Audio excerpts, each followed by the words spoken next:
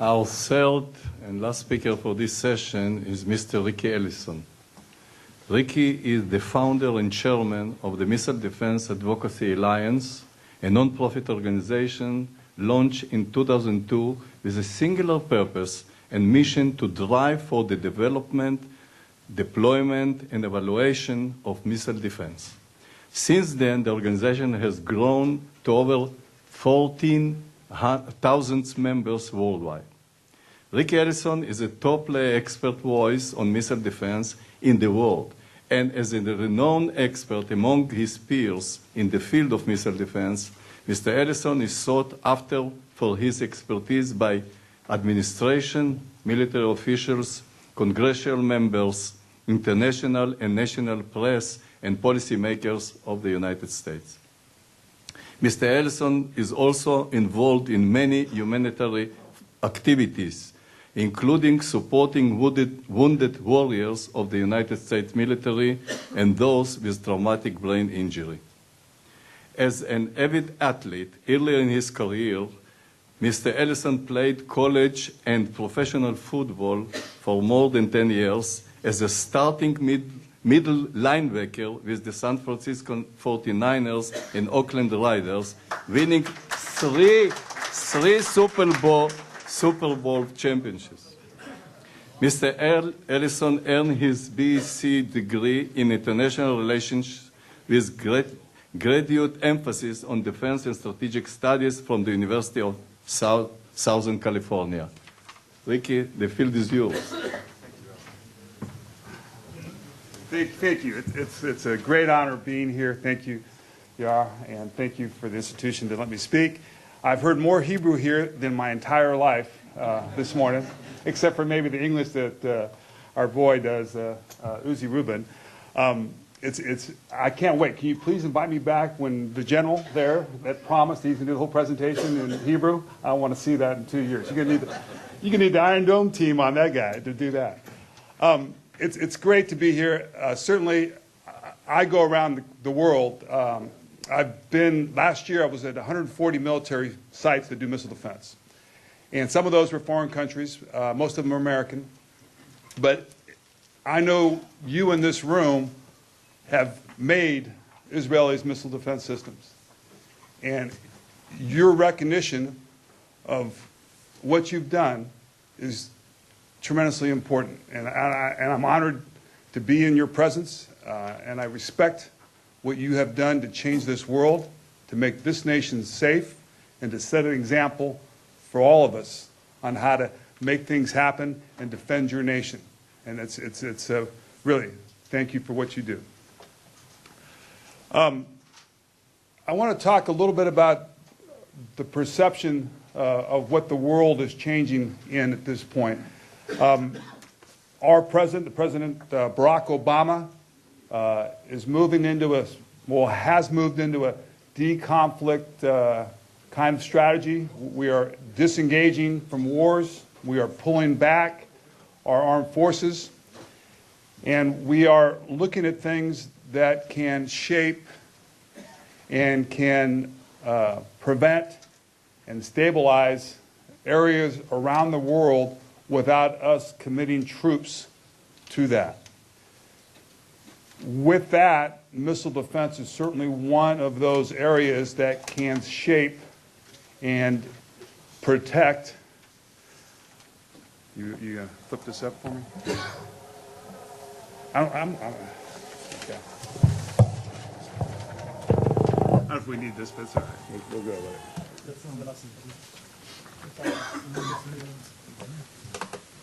Can you identify? Huh? דניאל העלה את זה, הוא אמר שהוא העלה את זה. אני לא יודע. לא זה. It's okay. I don't know. You can just shut it down. No. It's okay? Yep. Just pull it down. Okay. And the conference maybe? That's I don't know. Just okay. We're good. It's okay. Oh, you're looking for that. It might be yours. No.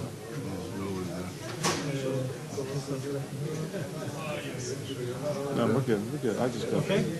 just chop לא it יודע, down. דניאל העלה את זה כשהוא אמר. Okay, Ellison, that's yours. Yes. Yeah, that's worse. Sorry about that. Fuck it up.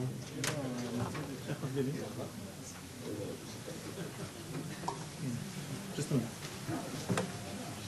Hey, well, while this is going on, I think a lot of you trying to understand why a football player is doing missile defense, right? And the game of American football probably has more rules than the city of Jerusalem on how to play the game. But there are two reasons why that happened.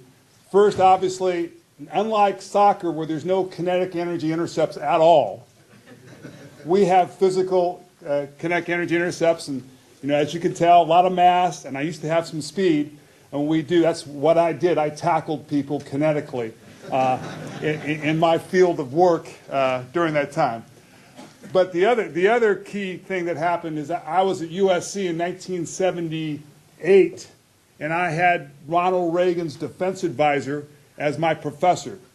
It was Governor Ronald Reagan, and he was the one, Dr. Bill Van Cleve, that was the sole energy of breaking the ABM treaty over the 20 years that took place, and introduced me to the idea of we could have a safer world if we can eliminate nuclear ballistic missiles. And that was brought in before President Reagan was president. And I got the opportunity to meet Dr. Teller, who was the scientist that proved out the technology back then to do that. And in 1983, I was a senior at USC. I heard the speech from Star Wars, and I was all in. And then the 49ers drafted me to San Francisco, which is a pretty good experience as well. But I stayed engaged with missile defense. I went and worked on the ERA system, the second exo-atmospheric reentry system, our second during my off seasons during that time period, and stayed very close to Ronald Reagan and Mrs. Reagan and through all the administrations. And in fact, earlier, or about 6 months ago, we had the opportunity to give Larry Abramson, who I think was the key founder you heard here in 1986, of saying, hey, the best way America can help Israel is get Israel to design and create their own system so we could support it that way. And we had the opportunity to give him a personal autographed diary from Nancy Reagan personally to him with Vice Admiral Syrian earlier in the year. So it does go full circle. I do remember my first time in Israel. It was in 1983 up in the Lebanon border.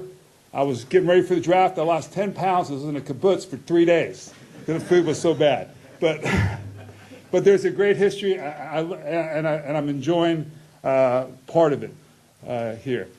You may want to ask what an advocacy group does. This is what we do. These are just simple things. We do a lot. And it's great to have a public debate on it. It needs to be public debate because we're going to win that debate no matter what. It's rational. There's over 30 countries that are fully invested in this capability.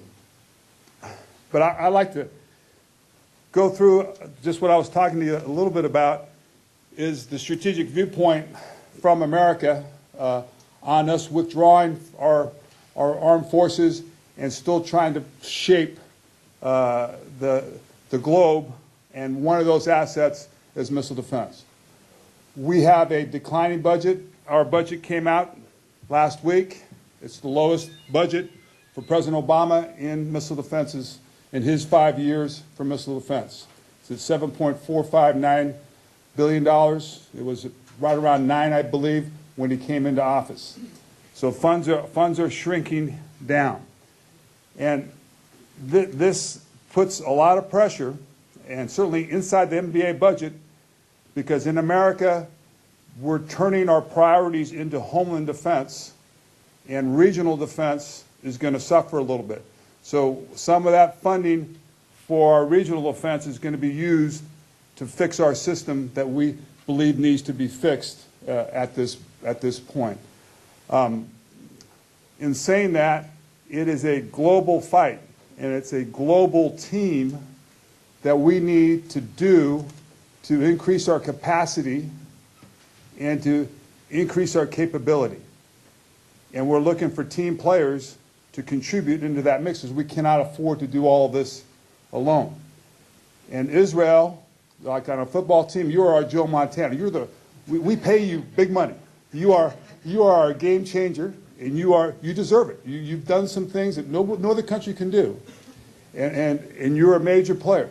But you're good enough now where we think that you should be able to help out in other places in the world, because we can't do it all. The United States can't do it all.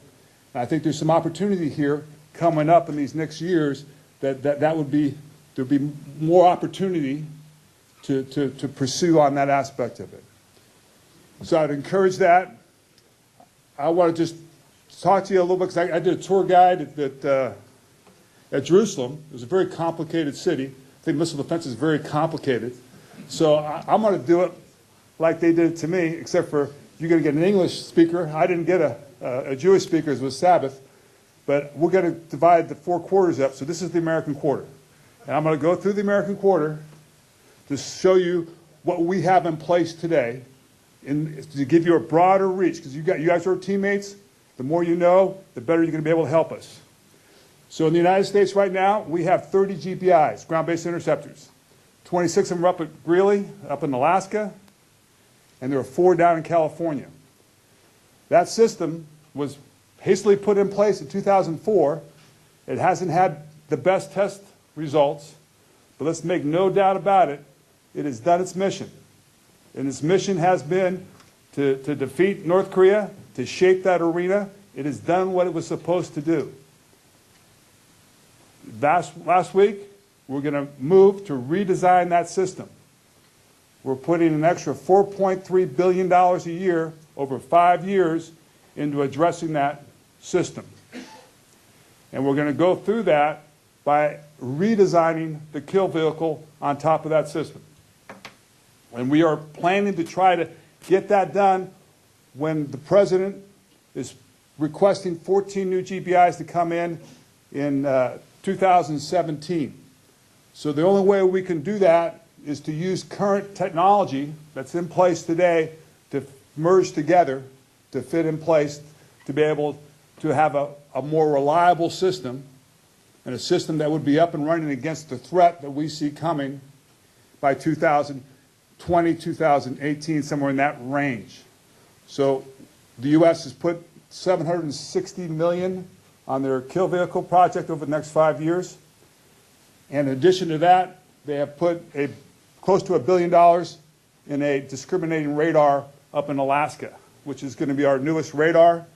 It's probably going to be an AMDR radar that came out, and that will be put there in place to help us discriminate better and feed the system in play. In the United States, we have both coasts. We have approximately 30 Aegis BMD ships, and there's a variety of upgrades on those ships. They are carrying the SM-3 Block 1A missiles right now. They will be carrying the 1Bs. Again, that's one of the production slowdowns that's going to happen because of the funding issue. They, out of both sides of our coast, the budget shows that we're going to be producing 2 of those I think we're paying for 2 of them every year. So we'll eventually have the entire fleet BMD capable. And we'll eventually have the workhorse will be the SM-3 1B missile. Down in Texas, on El Paso, is where our forces collect for Patriot, Army, Air, and THAAD air defense. That's our FORSCOM headquarters. So that unit has the biggest brigade that we have in MDAA in the air defense, Army air defense, and that unit has the 32nd AAMDC general that force provides for the rest of the world from El Paso. In the middle of the country, we have Fort Sill. I think you're familiar with the schoolhouses there for missile defense. And we're doing our IFPC development for mortars and so forth, counter mortar and RAM. In the other part of the country, in Colorado, is our headquarters for our BMD systems. We have radars and so forth. So I just want to give you a quick overview of that quarter. The next one is, we'll move over to the Asian quarter, or East Asian quarter. And we've done some great stuff there. I think with our partners, Japan and Korea specifically, the movement of the THAAD, which is the newest missile defense system out in the world, was placed, as you recall, last year, and it reduced the rhetoric and the conflict down in Guam. We are obviously heavily engaged with Japan, and partnerships with the SM-3 Block 2A missile is a big missile that we are working with them on. There are Patriot units throughout Japan. Most of them are down in Okinawa and in the Southwest Islands that we have both Japanese and U.S. Patriot capabilities there. Japan has 4 Aegis-type ships that have SM-3-1As on them. Korea has, but they don't have the sensors on them, but they don't have the missiles on them. We are really pushing and shaping that theater, not too much against North Korea, but against China. And the value that we see with these systems are able to stop some of the expansion that's going on in that southeast region area. There is obviously some great opportunity for a country like Israel to help support South Korea in particular.